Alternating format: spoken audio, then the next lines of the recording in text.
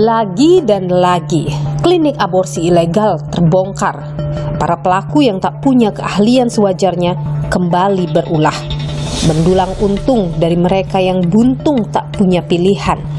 Praktik aborsi tidak aman ini mengancam jiwa. Bagaimana cara mereka bekerja? Mungkinkah praktik aborsi ilegal ini bisa diberantas? Saya akan mencari jawabnya.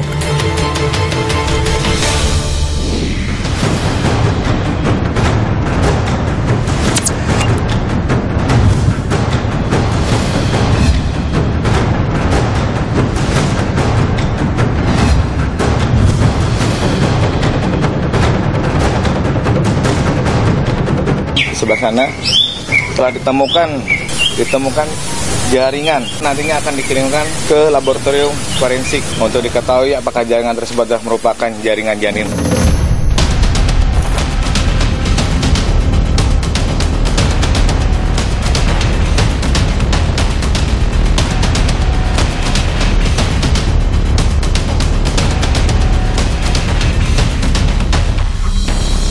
Waktu itu yang jadi tempat mereka lakukan aborsi sebelah mana sih, Pak? Kita boleh lihat. Ini kemarin ada kasur di sini posisinya. Terus apa lagi? Ada alat vakum, ada lampu sorot. Oke. Terus ada beberapa obat. Kita lihat ruang pemulihannya. Ini ruang pemulihan. Jadi setelah proses aborsi itu maka dibuang lewat sini, Pak? Iya, janinnya dibuang di kloset. Dibuang di kloset. Ini klosetnya. Pernah melakukan tindakan itu ya? Melakukannya sendiri ke klinik atau seperti apa? Dukun. Mbak En tahu kan bahwa aktivitas itu sangat berbahaya dan bisa bahkan menimbulkan kematian, tahu ya? Saya tahu. Tapi kenapa berani melakukan itu? Karena terpaksa sih, pacar nggak mau bertanggung jawab. Dia menyuruh? Dia menyuruh. Ya kalau itu pun orang-orang enggak.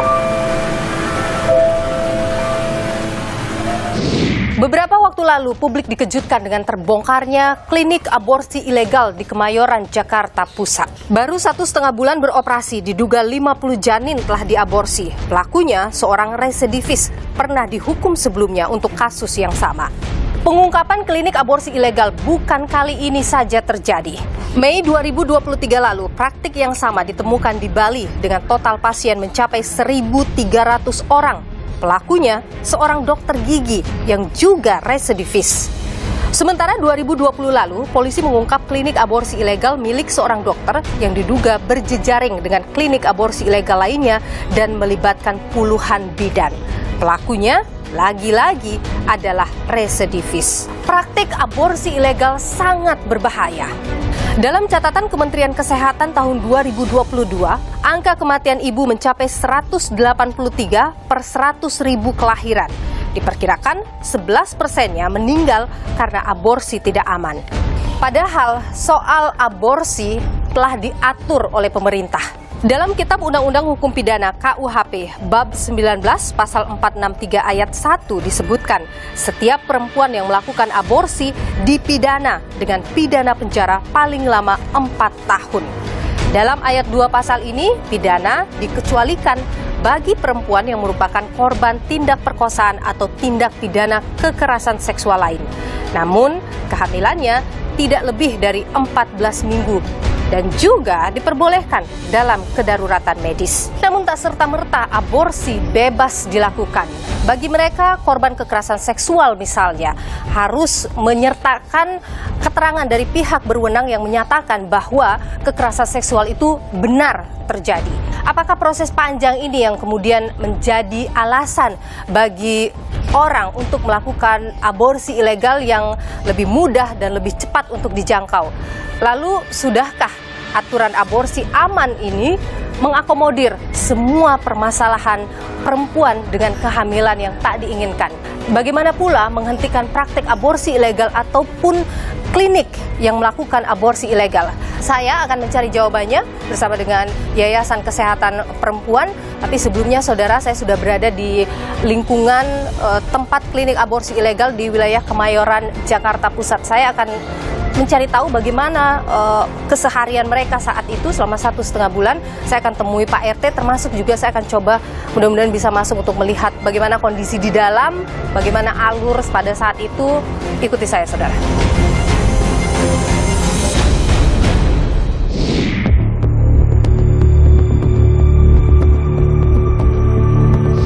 Saya sudah berhasil masuk, saudara, ke dalam rumah yang menjadi klinik aborsi ilegal di Kemayoran, Jakarta Pusat. Saya juga sudah bersama dengan Pak RT di sini, Pak Usman. Terima kasih, Pak Usman. Jadi kita juga sudah informasikan ini ke pihak polisian ya, Polres Jakarta Pusat dan juga ke pemilik rumah. Waktu itu yang jadi tempat mereka lakukan aborsi di sebelah mana sih, Pak? Kita boleh lihat. Oh, jadi di sini. Ini kemarin ada kasur di sini posisinya.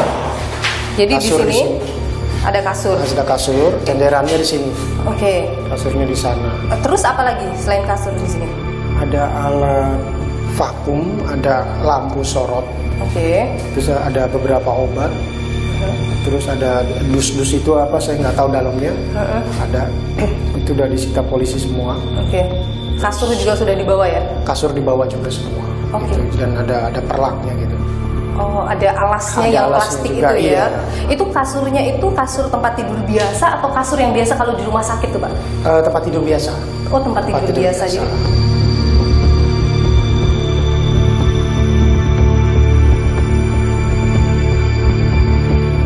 ini 6x3 ini ada Ini ada AC-nya. Oh, ini ada AC tadinya. Oke. Jadi memang tertutup semua. Ada AC dan dingin ini. Dan dingin. Yang di sini ini tadinya ditutup nggak nih, Pak? Ini memang udah ketutup. Oh, udah ketutup. Udah ketutup. Oke. Jadi kalau misalnya di dalam sini ada yang menangis atau berteriak, ini nggak akan kedengaran keluar? Nggak bakal kedengaran. Oh, karena ini memang juga sangat tertutup sekali kalau Anda lihat. Di sini tempat untuk aborsi dilakukan. Iya. Jadi informasi dari polisi bahwa waktu aborsi itu cepat sekali dilakukan, hanya 10 menit ya, 10 sampai 15 menit gitu. Setelah itu mereka akan dibawa ke ruang pemulihan. Kita lihat ruang pemulihannya.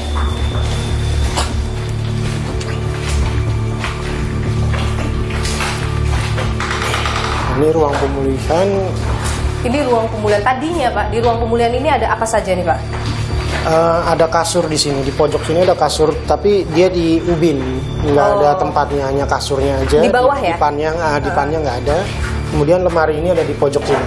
Oh, lemari ini Ya, ada di pojok di sini. Ada AC juga? Ada AC juga. Ada AC juga. AC. Terus ini apa namanya? Mereka berjajar bertiga di sini ditidurin. Oh, satu kasur. Satu kasur. Satu kasur bertiga. Bertiga. Tiduran di situ. Jadi begitu aborsi ditaruh sini, pemulihan kan agak lama. Bapak kan ikut penggerebekannya. Waktu itu ada infus atau alat kesehatan lainnya di sini dipasang? Nggak ada ya. Nggak ada. Jadi mereka tidak pemulihan energinya nggak ada infus dan sebagainya Nggak gitu. ada, nggak serius. Atau ada minuman yang dikasih misalnya di sini? Botol Botol air mineral ya, Pak, mineral. ditaruh di sini. Tidak ada teh atau air hangat atau apa di sini disiapkan? Di meja ada Oh, di meja. tapi waktu itu di dalam sini nggak ada ya? Nggak ada. Jadi di sini nih, di sini ada kasur, saudara. Kemudian 3 wanita yang habis atau baru selesai dilakukan proses aborsi. Itu dijajarkan di sini, disediakan air mineral di sini, ada meja, ini lemari ini ada di sini. Ini dibongkar bekas apa ini, Pak? Nah ini aliran kloset ke septic tank Oh. dan pembuangan. Oke, makanya dibongkar. Iya, jadi yang besar ini ada yang besar, bekas kapal besar ini yang dari kloset ke septic tank. Yang kecil ini aliran dari kloset ke pembuangan got. Oke, ini tertutup tadinya, Pak? Tertutup. Ini semuanya tertutup. Ini ada TV atau apa di sini, Pak? Bukan, nggak ada. Nggak ada apa-apa ya? Oke. Jadi di berseberang-seberangan. Kemudian dugaannya Pak, itu dibuangnya lewat gimana tuh Pak? Ada di kamar mandi. Oke, kita keluar. Jadi setelah proses aborsi itu maka dibuang lewat sini Pak? Iya, Di sini setelah ada kamar diaborsi, orangnya masuk ke ruang pemulihan, janinnya dibuang di kloset. Dibuang di kloset. Ini klosetnya. Ini klosetnya. Janinnya dibuang lewat kloset ini. Yang itu kemudian alirannya adalah ke Pembuangan saluran got di luar itu.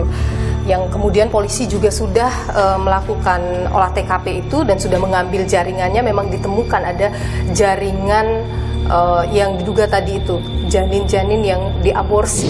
Nah, tadi di sini ada meja, yang di dalam sana meja. Di sini ya? Iya, meja. Jadi di sini ada kulkas, di sini ada meja, ada dispenser. ada dispenser. Nah ini yang kemudian diberikan ya, Iya, setelah dalam masa pemulihan itu ada, kalau kita lihat nih ada gula, susu. Ini juga ada seperti susu juga. Ini Havermut kayaknya ini. Kemudian lengkap ini yang diberikan pada proses masa pemulihan mereka yang setelah melakukan aborsi. Jadi si pelaku ini Pak tidak tinggal di sini. Tidak tinggal di sini. Jadi dia hanya datang beroperasi pagi. Betul. Jam berapa tuh biasanya mereka di sini? Jam 9 sudah mulai aktif mereka. Oke. Itu kemudian jam 5 atau habis maghrib mereka sudah kembali lagi, sudah keluar lagi. Tapi ini kemudian ini kan ada lantai atas ya Pak ya? Iya. Ini masih ada, ini 2 lantai ya Pak rumah ini ya? Iya, 2 lantai. Nah ini atas nggak digunakan. Oh, sudah di. Ada sebenarnya masih ada ke atas saudara, tapi tidak digunakan. Berarti hanya sampai di sini saja. Iya. Itu kamar mandi yang digunakan juga atau bagaimana Pak? Iya, mungkin buat cuci-cuci apa gitu. Oh oke. Tapi tidak ke sana, tidak ada ya? Kesana. Pembuangan ke arah sana gitu ya? Iya. Hanya di sini saja. Iya. Ini di atas tidak digunakan, kosong. Gitu. Iya. Jadi rumah ini punya Pak Bambang ya Pak Iya, ya? sekarang punya Pak Bambang. Terus kemudian disewalah sama pelaku? Iya, disewa oleh pelaku. Dikasih data-datanya sama Pak Bambang waktu itu? Waktu itu Pak Bambang minta sama pengontrak ini tapi tidak diberikan. Dan si pengontrak juga udah dikasih tahu, tolong beritahu Pak RT sebagai warga baru harap lapor. Oke, nah waktu itu karena Pak Bambang sudah kasih tahu, apakah yang ngontrak ini, si pelaku ini melapor ke Bapak, ketemu sama Bapak? Nah, saya tunggu sampai 1 minggu tidak ada kabar.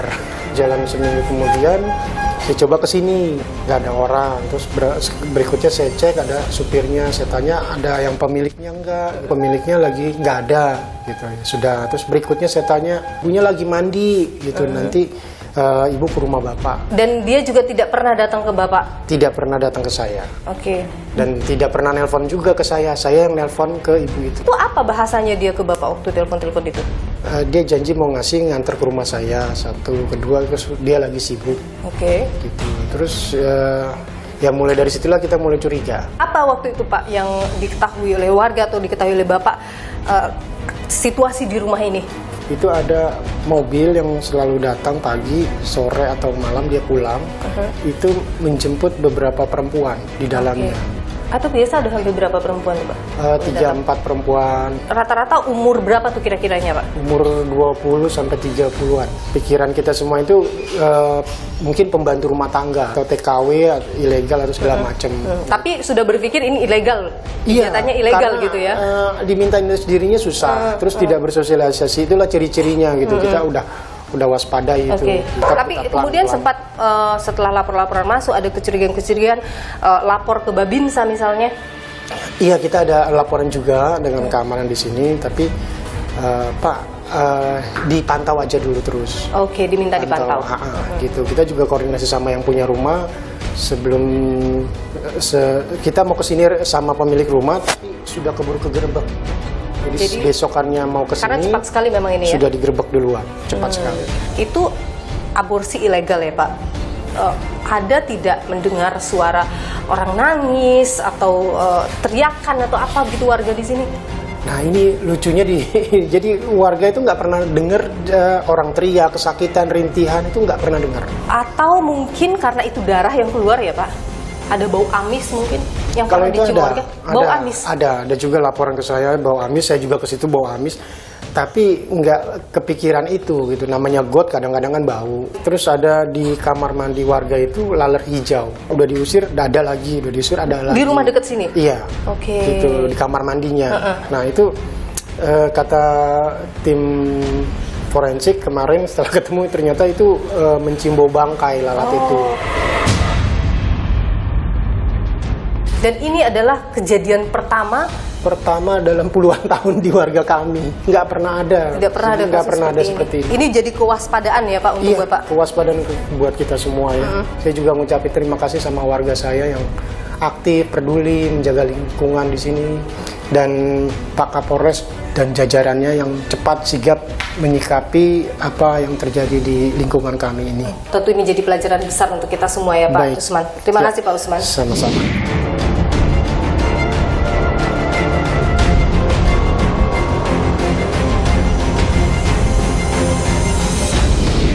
Saudara, penggerebekan klinik aborsi ilegal di Kemayoran, Jakarta Pusat bukan satu-satunya penggerebekan yang dilakukan oleh polisi di wilayah Jakarta Pusat. Bagaimana praktik ini berlangsung, saudara? Bagaimana juga modusnya? Kita tanyakan hal ini bersama dengan Kapolres Jakarta Pusat, Kombes Komarudin. Pak Kapolres, terima kasih sudah bersama Niluh. Jadi, perkembangan terbaru ini Pak terkait dengan kasus ini? Sampai dengan saat ini total semuanya ada 9 tersangka yang sudah kita tetapkan. Oke. Di antaranya 4 sebagai pengelola klinik aborsi. Kemudian 5 orang lagi, di antaranya 4 orang pasien dan seorang laki-laki, salah satu kekasih dari pasien. Oke, kekasih ini dia berarti meminta atau menyuruh melakukan aborsi itu? Dia yang meminta, menyuruh kekasihnya untuk melakukan aborsi, termasuk membiayai. Oke, si pasien-pasien ini dapat informasi klinik itu dari mana Pak? Saat ini kalau kita lihat ataupun kalau kita ketik saja di sosial media kita, ketik klinik aborsi maka bermunculan itu. Nah, salah satu nomor di situ adalah nomornya NA, selaku otak dari klinik aborsi ini.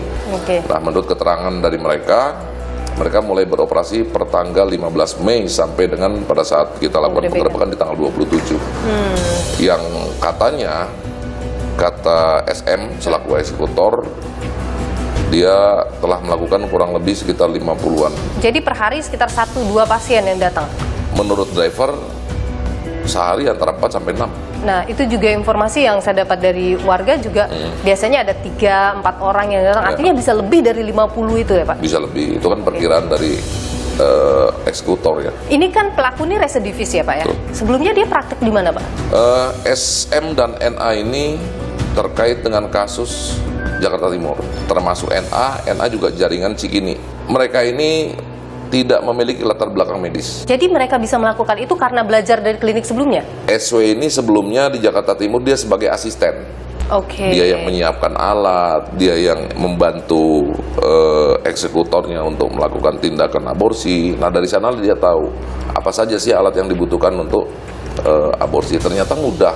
SW mengatakan untuk menangani satu pasien hanya membutuhkan waktu 5-10 menit. Itu dia diberikan obat atau tidak pakai obat Pak? Terkadang ada yang harus pakai obat untuk supaya mules katanya. Oke, setelah itu baru divakum gitu ya? Oke, baru setelah itu sudah selesai?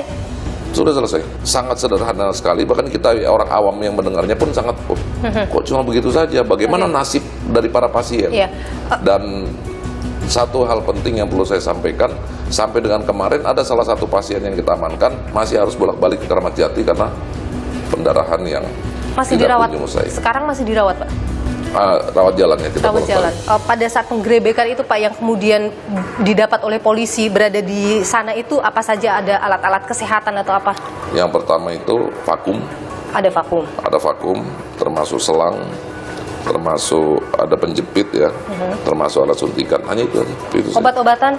Ada antibiotik ya. Alat mensterilkan alat tadi misalnya ada Pak? Kami tidak menemukan alkohol, tidak menemukan hanya betadin. Bahkan mohon maaf, kemarin tim kedokteran forensik datang ke kantor kami juga untuk mengambil sampel, sisa-sisa sampel darah yang masih melekat pada alat-alat itu. Artinya kan alat itu nggak bersih. Mereka ini dikenakan undang-undang yang mana Pak? Kita kenakan sementara kenakan undang-undang perlindungan anak ya, pasal 76 huruf C, Yungto pasal 80 ayat 3, termasuk 77A, Undang-Undang Republik Indonesia nomor 35. Ancaman hukumannya 12 tahun penjara, denda 3 miliar. Kalau yang ditangkap kemarin 9-9-nya bisa dikenakan dengan pasal yang sama? Kita kenakan. Karena yang menyuruh lakukan, yang melakukan, ini termasuk calon ibu. Baik, Kapolres Jakarta Pusat, Kombes Komarudin, terima kasih sudah berbagi informasi di Nilu. Sehat selalu, Pak. Selamat.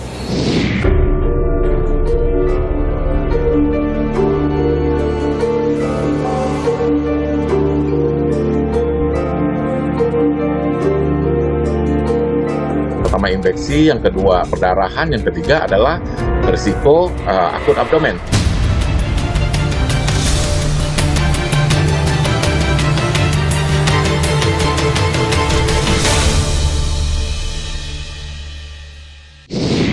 Aborsi ilegal sangat berbahaya, tapi kenapa masih diakses oleh masyarakat? Apa yang membuat mereka melakukan hal itu? Saat ini saya sudah bersama dengan salah seorang yang pernah melakukan aborsi tidak aman. Saya harus menyamarkan identitasnya. Ia inginnya dipanggil dengan N saja. Terima kasih Mbak sudah berbagi, mau berkenan bersama dengan Niluh. Mbak pernah melakukan tindakan itu ya? Itu kapan? Kejadiannya 1 tahun yang lalu. 1 tahun yang lalu. Saat itu usia kandungan berapa? 4 bulan.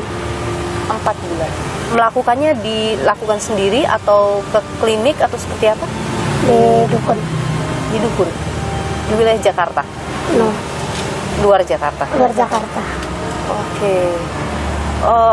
Kenapa bisa, atau dari mana bisa tahu? Dari mulut orang ke... Dari mulut ke mulut gitu ya? Dari teman dan sebagainya. Bayarnya berapa? 500.000. Itu biasanya harganya bervariasi atau gimana? Enggak seikhlasnya kita memberi. Enggak mematok harga, harus lu bayar sekian kalau udah. Tapi rata-rata bayarnya? Minimal 500.000 gitu ya. Waktu itu dikasih minum obat kah atau seperti apa? Jamu. Diminum jamu? Ramuan racikan orang kampung lah.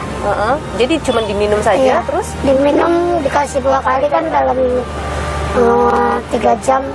Pertama jam sekian, 2 jam kemudian dikasih lagi tuh mules. Udah berasa kalau kata dia, kamu udah mules, boleh kita melakukan aborsi itu. Berapa lama itu prosesnya waktu itu? 2,5 jam ya. 2,5 jam. Setelah itu apa yang... Ya kayak gimana ya, sakitnya lebih melahirkan dari anak pertama. Itu hampir saya itu pendarahan hebat. Apa yang terjadi waktu itu? Ya udah nggak sadar diri. Sempat pingsan? Terus? Setelah 2 jam kemudian ya dikasih apa sama dia dari kaki, bangun kita. Berapa lama proses pemulihan? 1 hari 1 malam. 1 hari 1 malam di sana? Ya. Itu dikasih apa setelah prosesnya? Dia dikasih makan, terus kita dikasih ramuan biar badan kita ini fit. Biar kita segar kembali lah. Bisa kembali fit normal itu berapa lama? Seminggu. Jadi selama seminggu itu? Nggak kemana-mana, di rumah aja. Apa yang dirasakan oleh badan? Sakit semua, terutama bagian intim. Ada ketakutan tidak waktu itu? Ada, saat itu ada. Saya berpikirnya, kalau emang gua harus hilang berdua-duanya ya nggak apa-apa. Mbak N tahu kan bahwa aktivitas itu sangat berbahaya dan bisa bahkan menimbulkan kematian, tahu ya? Saya tahu. Tapi kenapa berani melakukan itu? Karena terpaksa sih, pacar nggak mau bertanggung jawab. Apa yang terjadi waktu itu? Ya saya bilang, gue udah telat 2 bulan, terus gimana reaksi lu? Terus janji lu juga pengen nunggu sama keluarga lu, ternyata tidak. Terus kalau udah begini gimana? Ya udah gue nggak mau tahu, udah lu gugurin aja. Ini gue kasih ongkos ke 500. Dia menyuruh? Dia menyuruh. Kalau seandainya saja dia mau bertanggung jawab, Anda? Enggak. Saya akan pertahankan kalau memang dia bertanggung jawab. Anda terpaksa sebenarnya terpaksa melakukan itu. 6 bulan saya stres. 6 bulan stres? Setelah aborsi ini. Oke. Tapi waktu itu setelah pacar meminta Anda menggugurkan kandungan itu, Anda sempat pikir-pikir dulu atau? Saya sempat pikir-pikir, apa lu bakal yakin ngebuang anakku sendiri? Saya ngomong begitu sama pacar. Gue yakin karena gue pengen nyari kebebasan aja, gue belum pengen nikah. Terus lantas untuk apa lu mempermainkan saya, menggauli saya?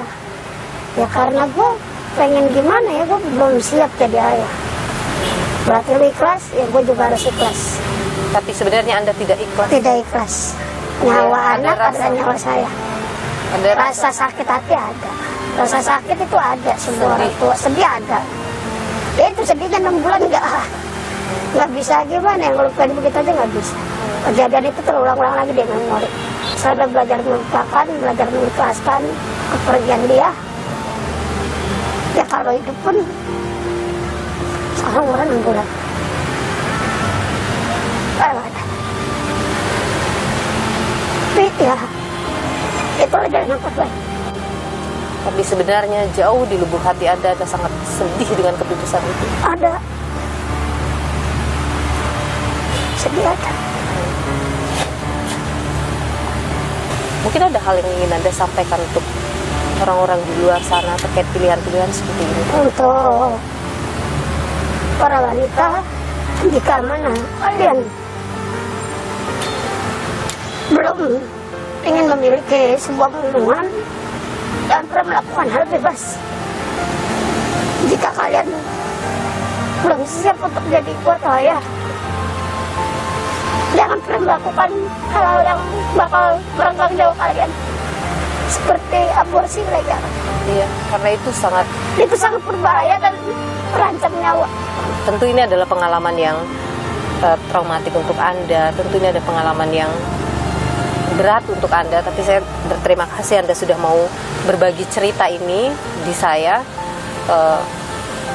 Semoga selalu kuat dan tidak terjadi lagi hal seperti ini. Amin. Dengan Mbak En. Terima kasih Mbak En, sehat selalu. Sama-sama.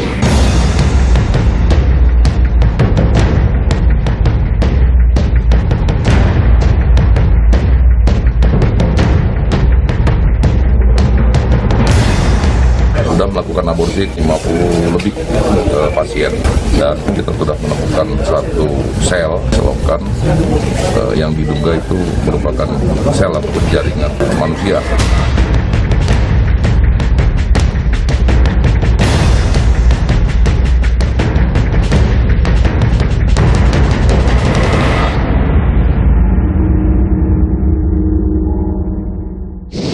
Banyaknya klinik aborsi ilegal sangat berbahaya bagi perempuan atau calon ibu. Kenapa aborsi ilegal ini masih marak terjadi? Padahal soal aborsi juga sudah diatur dalam undang-undang, bahkan baik itu undang-undang kesehatan maupun juga dalam KUHP yang baru. Kita perbincangkan hal ini, saudara. Bersama dengan saya sudah hadir Ibu Nino Widiantoro dari Yayasan Kesehatan Perempuan. Ibu Nino, terima kasih sudah bersama Nilu. Sehat selalu, Bu Nino. Bu Nino, kalau melihat maraknya ada praktik klinik aborsi ilegal, apa yang terjadi sebenarnya kalau ada menurut Anda? Kenapa kita tidak melihatnya dari sudut pandang yang lain? Oke. Bahwa aborsi yang aman dibutuhkan oleh perempuan.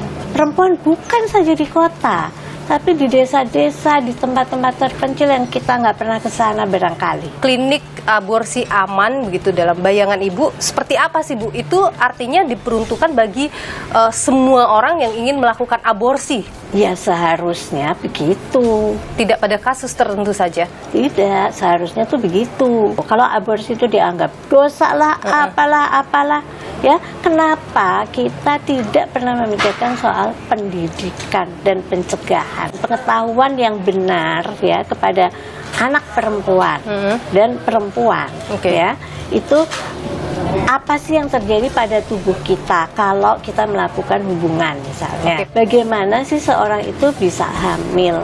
Kapan orang itu bisa hamil? Saya suka kadang-kadang, Masya Allah, kok kita ini dikriminal kan kayak koruptor aja gitu. Aborsi atau orang yang melakukan aborsi tidak boleh dikriminalkan kalau menurut Ibu? Ya kita lihat daripada dikriminalkan bukannya dididik, diberitahu dan ditolong, diberi kesempatan, daripada terus aja melabel aborsi ini sebagai dosa apa-apa. Padahal ya siapa yang membuat kehamilan itu ada. Itu apa yang membuat mereka memilih untuk melakukan aborsi? Ya karena terlalu banyak, udah terlalu banyak sudah anaknya. Terlalu punya banyak anak. Ya kemudian merasa bahwa ekonomi tidak cukup. Masalah ekonomi. Masalah ekonomi untuk menunjang anak itu ke depannya. Ya. Kemudian ada lagi yang di mana misalnya tidak ada kerukunan di dalam rumah keluarga. tangga. Suami yang tidak tanggung jawab, sehingga perempuan itu harus juga bekerja. Dan kalau misalnya nanti hamil, ya itu akan menyulitkan dia untuk mencari nafkah. Ada yang misalnya suami melarang ber-KB, Padahal sudah harusnya tidak punya padahal anak udah lagi. nggak mau lagi, dia tuh udah nggak kuat lagi. Kalau kita lihat misalnya dalam kitab undang-undang hukum pidana yang baru, di situ kan kalau melakukan aborsi itu hukumannya 4 tahun, tapi dikecualikan bagi mereka yang punya kedaruratan medis atau korban kekerasan seksual lain. Menurut Ibu itu bisa mengakomodir semua masalah perempuan yang ingin menghentikan kehamilan? Belum. Itu aja yang dikecualikan itu, untuk ngurusnya itu harus begini, harus begitu, harus membuktikan ini, memakan Panjang. waktu, dan itu kehamilan jalan terus. Nanti kalau udah yang mau lakukan, oh kamu nggak bisa, udah terlalu besar. Itu tuh yang terjadi, yang saya lihat tuh dari tahun 80 dulu. Sebenarnya kalau kita bicara aborsi itu kan masih sangat pro dan kontra di masyarakat karena dari banyak sisi, misalnya agama, kemudian HAM. Aborsi kalau misalnya sampai dilegalkan, aborsi aman sampai dilegalkan, itu kan jadinya membuat pergaulan bebas jadi sangat ini, anak-anak remaja atau anak-anak muda jadi lebih bebas begitu melakukan hubungan di luar nikah yang kemudian menyebabkan kehamilan karena mudahnya akses ke aborsi aman. Itu bagaimana Ibu melihat pandangan seperti itu? I don't think so. Kenapa? Ya. Jadi kalau di mana-mana yang legal atau semi legal, maksudnya legal tapi dengan aturan, ya, misalnya itu kan tidak akan meningkat. Kadang-kadang tuh saya pengen teriak gini loh ya, gitu. Saya bilang, gantian dong. Kamu udah dengan cara kamu yang seperti itu, yang mengancam dan sebagainya, ya kaum saya tetap aja mati banyak. Karena gantian dong pakai cara saya, pakai cara yang mendidik, yang memahami, yang mengajak ngomong, yang menanyakan kenapa kamu tidak ber-KB, yang mencarikan solusi itu daripada mendekte aja kayak militer. Dan itu akan lebih bisa menekan angka kematian. Saya rasa Ibu konseling itu membuat orang berpikir 2 kali. Iya ya, deh saya terusin aja. Karena mereka tuh kalau pusing tidak punya alternatif. Nah, ini dibukakan alternatif. Kok kita tidak tersentuh sama sekali dengan angka kematian yang begitu tinggi, yang sampai tingginya itu bisa dihitungnya itu berapa per jam. PR pemerintah sekarang dengan soal aborsi tidak aman itu apa sekarang, Bu? Loh kan udah ada undang-undang, udah ditulis undang-undang dari tahun 2009. Ya laksanain, sampai sekarang belum dilaksanain. Di situ kan dibilang harus ada konseling dilaksanakan oleh tenaga terlatih. Nggak disebutin psikolog atau psikiater, nggak ada di situ. Ya jadi lakukan dong pelatihan. Jadi pada dasarnya YKP mendukung kalau aborsi aman itu dilegalkan. Jadi pokoknya ya mestinya aborsi itu jangan dilihat sebagai ya sesuatu tindakan kriminal. Oke. Harusnya itu jangan dicampur aduk sama agama, sama nilai-nilai budaya dan sebagainya. Cobalah sekali-kali melihat itu sebagai tindakan kesehatan.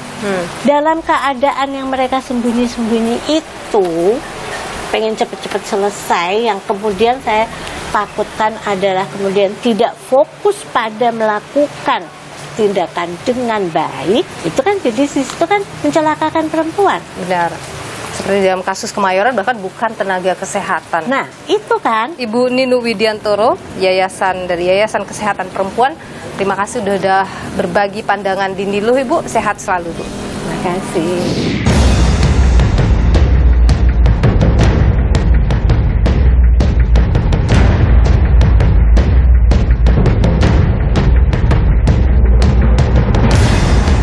Sudah melakukan aborsi forensik 50 lebih pasien, dan kita sudah menemukan satu sel selokan yang diduga itu merupakan sel ataupun jaringan manusia.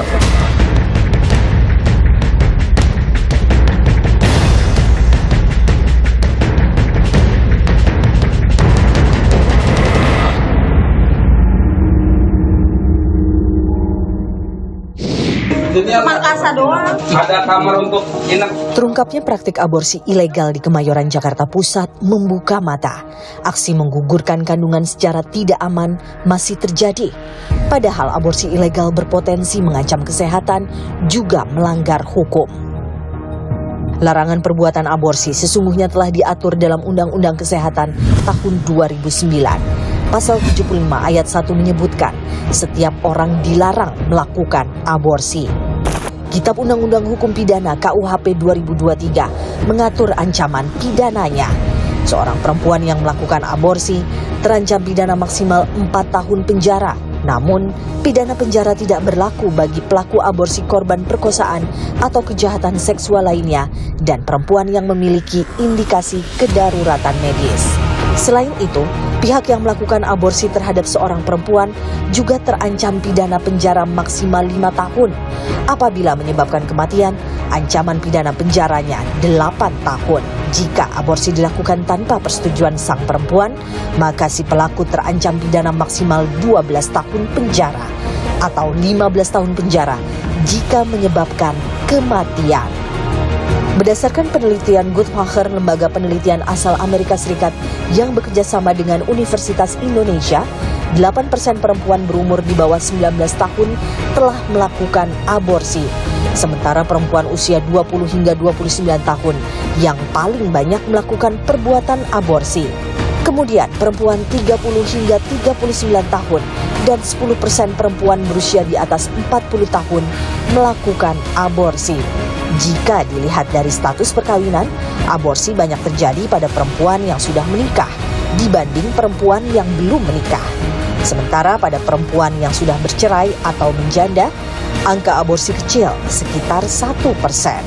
Berdasar tingkat pendidikan, lulusan SMA ternyata yang paling banyak melakukan aborsi, diikuti lulusan SD dan lulusan universitas. Sementara lulusan SMP tercatat yang paling sedikit melakukan aborsi. Apa bahaya aborsi ilegal? Ini yang pertama infeksi, yang kedua perdarahan, yang ketiga adalah risiko akut abdomen. Robek rongga rahim diikuti oleh infeksi ke dalam rongga perut, bahkan mungkin jebol ususnya. Itu sangat berbahaya. Dan yang terakhir tentu untuk kesehatan reproduksi berikutnya itu akan mengalami permasalahan. Mungkin karena tindakannya terlalu masif menyebabkan rahimnya nempel, akhirnya tidak haid lagi, atau tidak teratur, atau tidak bisa terjadi kehamilan lagi karena ladangnya sudah rusak.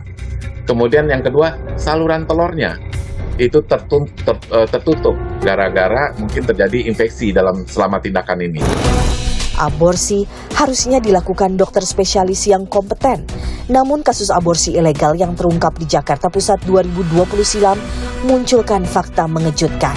Puluhan bidan diduga lakukan praktik aborsi ilegal. Identik sebagai garda terdepan penanganan ibu dan bayi, dapatkah bidan lakukan tindakan aborsi? Dan untuk bidan itu bukan standar kompetensi maupun tidak ada di dalam standar profesi diatur tentang itu.